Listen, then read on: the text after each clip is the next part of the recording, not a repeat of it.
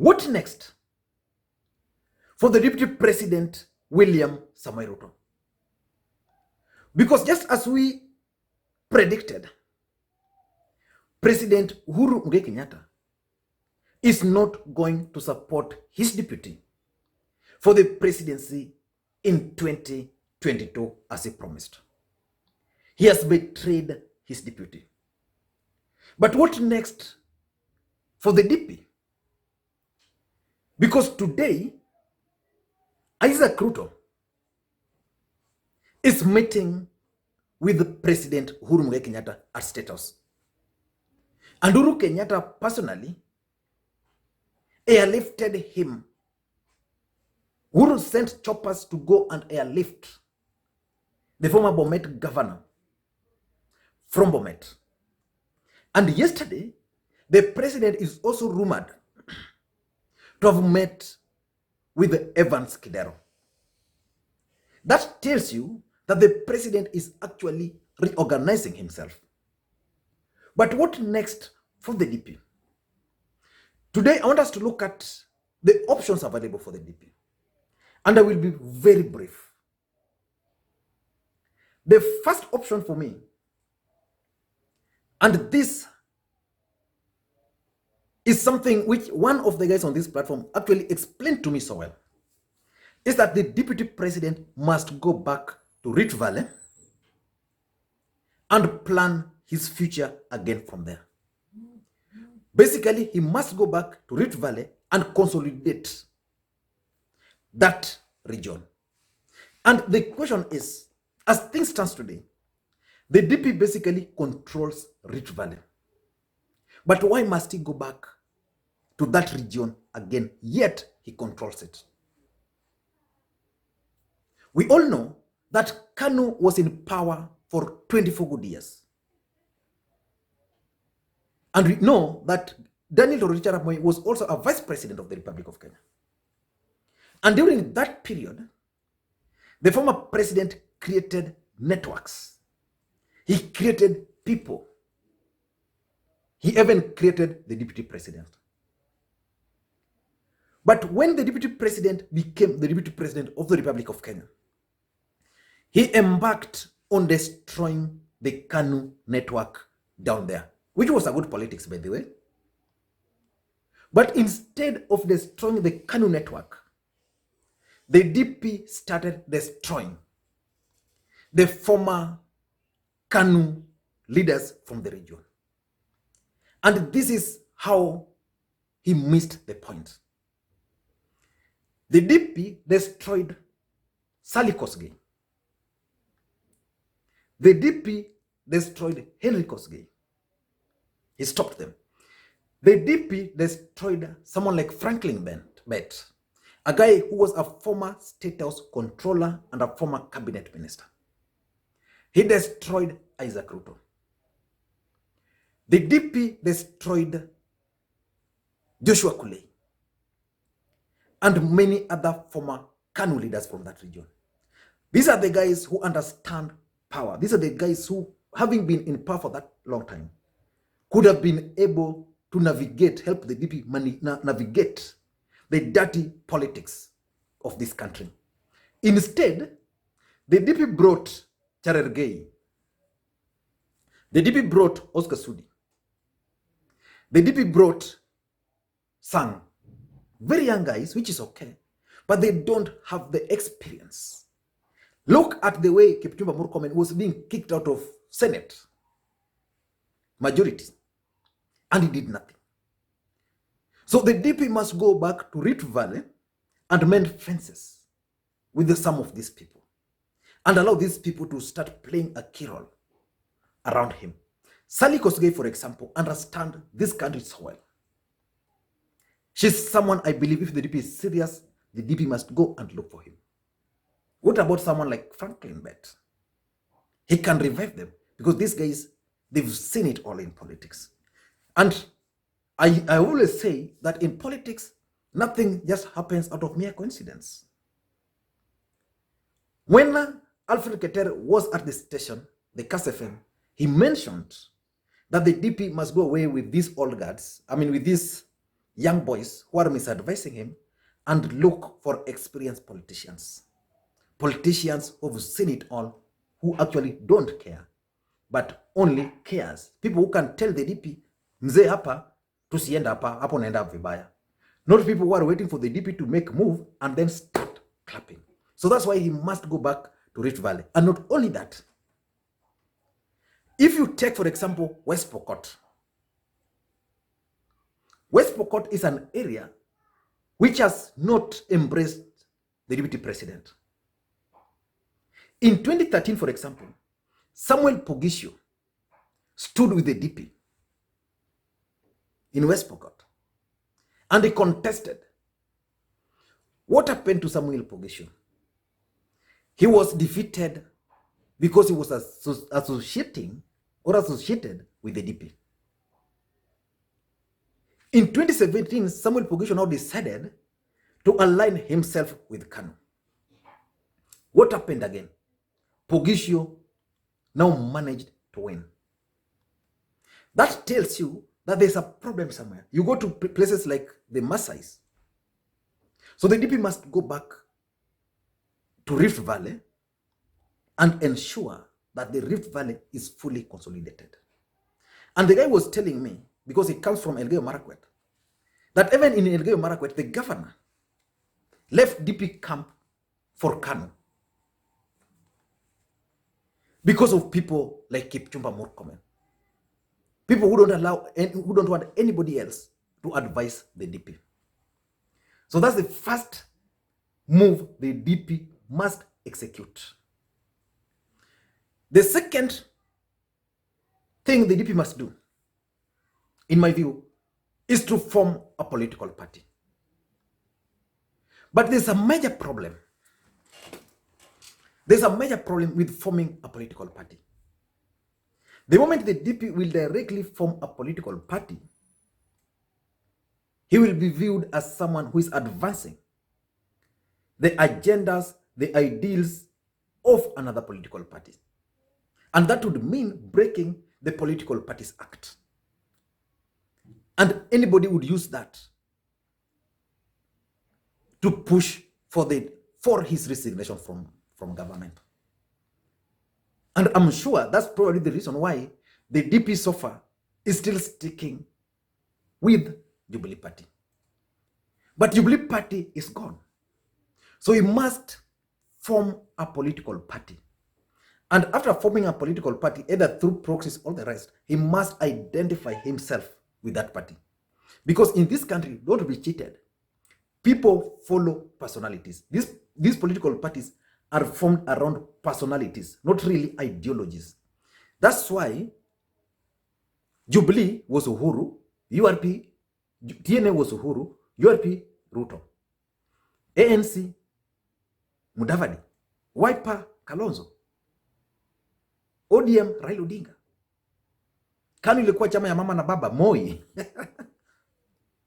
Yeah? So the DP must form a political party and gather the courage to advance the agenda of that political party. He must form a political party, go with that political party to Coast and tell the people of Coast that hii ndio chama yangu. The time is not late. Unless he fears unless he fears that if he joins another political party, he might be forced to resign. Number 3, the deputy president must do one thing. He must gather the courage and resign from this government. That's what all sensible people are doing. I've gathered that the reason he doesn't want to resign is that he doesn't want to follow or to go the direction of Raila Odinga. He wants to follow the footsteps of Daniel Arap Moi and Mzee Jomo Kenyatta. But the circumstances are different. Mzee Moi was lucky because Kenyatta died. So unless William Ruto is also banking and hoping that President Uhuru Kenyatta might die in office so that he can inherit. But if that will not happen, then the situations of these two gentlemen are going to be completely different. So the best thing for him is to resign. Then after resigning, embark on creating his own political party and chart his own political path.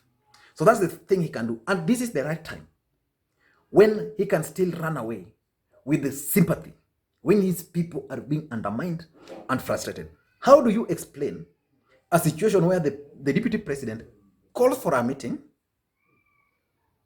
with the senators, fires one of his most and loyal supporter as the majority leader, then again fires the majority whip, who is also his key ally, and then all this is happening even without him being involved? Forget about even that. This guy, Uhuru Kenyatta, is entering into a coalition agreement with KANU, and the DP is not there. The best thing for the DP, in my view, is to gather courage and resign from the government, and do that now. Because the fact is, President Uhuru Kenyatta cannot fire him. If the president had that leeway of firing the DP, I am sure he would have done that like yesterday. Number 4 is that the deputy president must now reorganize his team. He must identify able men and women. He must do away with the people who are cheating him. I want to give you a typical example. Moses Kuria. Do you believe Moses Kuria, his support for the DP? I don't. And Moses Kuria keeps on making mistakes. Take, for example, when he decided to go and hide, and then the DP still associates with him. When he went into hiding, it is alleged he went into the deputy president's residence. I don't know the truth about that. But someone like that who keeps on making mistakes. Then this guy, Uhuru Kenyatta, makes these changes. Then he goes ahead and confirms that indeed Raila Odinga won in 2013 and again won in 2017. None other than the deputy president himself has always insisted that Raila Odinga never won. Now, one of your key supporters is now confirming that indeed Raila Odinga won that election. Then because he realizes he's making mistakes, then he deletes that post, after the post generating like 2,000 comments. So he must reorganize the team. Take Etumbi Dennis, the guy who is now speaking on his behalf. Just the other day, yesterday, this guy forged a court order. The court had issued an order and they submitted that court order to the Senate. But the judiciary just realized that these guys added some parts which were not in the original order. And of course, the DP has always been accused of harboring criminals in his office. Itumbi has been accused of forging documents left, right, and center. And this is the guy who is still speaking on your behalf. Serious people can't support him. So DP must reorganize that his team. If the team was useful to him before, then they are not useful now. He must reorganize that team. The other alternative, which is number 5, is the DP to fight from within. The question is, can he fight from within? Because the rule in politics is that he who wants equity must come with a clean hand. And also in politics, it's very simple. Character is everything. Is the deputy president William Samoei Ruto character beyond reproach? Can he fight within? Can he fight the system? Just like Raila Odinga can do. Raila Odinga can fight the system from within and from outside. Because there's nothing these guys can do to him. What about the DP? If he tries, these guys will say, okay, wacha tukuache. Let's go for your people. And this is why I sympathize with Susan Kihika. The husband to Susan Kihika had a briefcase company which was dealing with SGR, everything. And that's how he made his money. And these are things which are in public domain. And is an ally of the deputy president. So the system can decide and go further. The system can decide and link the DP to so many other scandals. But the DP must decide that liwe liwalo, kama mbaya mbaya, the way Sonko does it, and fight from within. That's another option. But lastly, which I think is doing, but is not yielding any result, is to toe the line. But he's also doing it in a wrong way. If you're towing the line, then you must follow that line.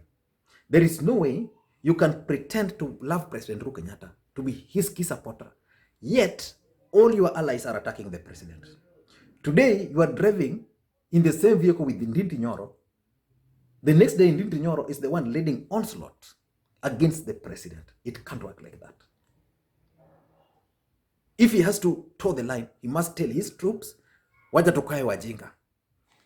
Let this guy do whatever he wants. Let the president betray us. Let the president do A, B, C, D. But for us, let us focus. Let us just show him respect. Let us focus. So in my view, those are the only options left for the DP. But the DP has weaknesses. Very few weaknesses. Number one, when he was up there, the DP burnt almost all bridges. There's nobody in this country who has never been insulted by the allies of the deputy president, if not the deputy president himself. You begin with Rafael Tuju, you go to Kalonzo, you go to Wetangula, you go to Mudavadi, you come to Raila, you go to Joho, you go to Kingi, every other person. Why? Because that's how they behave. Any slight disagreement, you tell the DP anything, these guys will insult you. Look, for example, Tuju. Why are they abusing Tuju? Tuju is just doing the work of the president. The work of the president has stolen. So if I were them, I would just let Tuju be. Why are they attacking Raila Odinga when it's the president who is actually fighting the president all along? To an extent that when they were now in a deep problem, the people who were celebrating, not because of any other thing, were the allies of Raila Odinga. They were celebrating because this guy alikuwa amewachosha. The other reason is the DP has not operated outside the system from the time he joined politics. From the time he was the CU chairman, he has never operated outside the system. So probably you will find it difficult operating outside the system. And lastly, the fear of the system. This guy was part of a system. He knows what the system can do. He understands that if the system wants you to be president, they will make you president whether you want to it or not. A good example is Bomet by election, Kericho by election, the senator. When Kanu won that seat, but they rigged it. And Alfred Keter reminded them about that particular election. I don't know what you think, but in my view, those are what the DP needs to do moving forward. And if you're bumping on this video for the first time, please take a second, hit the subscribe button so that next time you get notified. And always remember to visit vuguvugu.com for any latest news. Some of them we cannot write them, we cannot talk them here, but just go to vuguvugu.com.